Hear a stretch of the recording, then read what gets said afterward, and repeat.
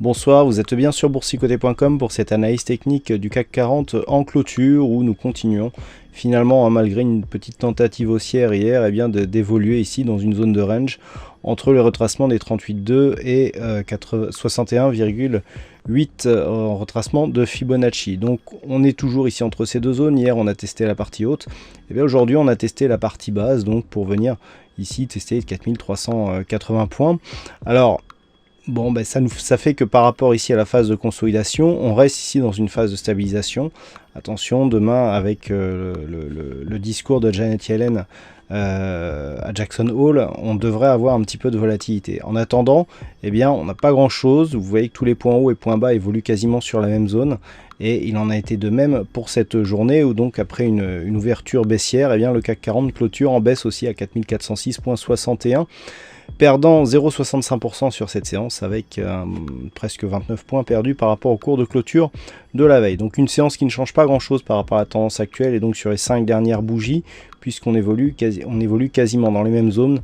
On peut même rajouter cette sixième ici de la semaine dernière. Donc du point de vue des indicateurs, pas de grands changements non plus. On a un RSI qui est bien dans sa zone de neutralisation, ici de neutralité, qui évolue autour de la zone 50, donc vraiment à l'équilibre.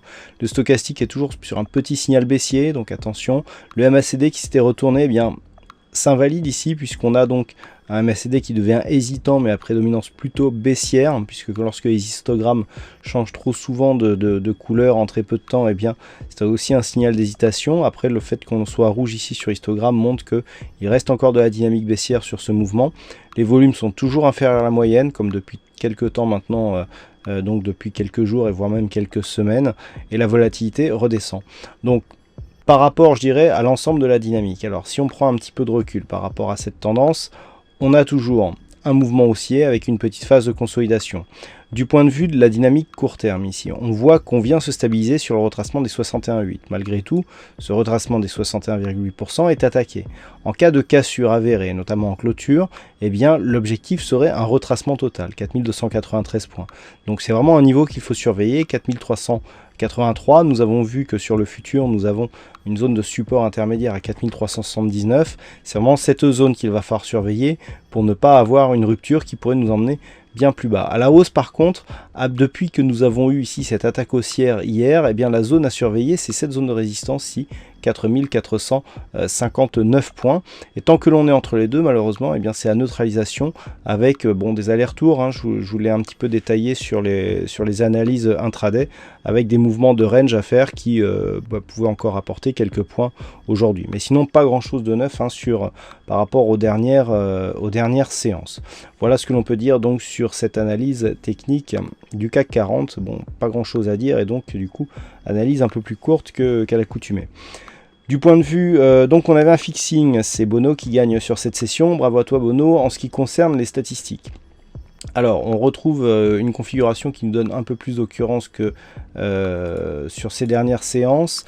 Alors malgré tout, on a une configuration un peu bizarre encore une fois.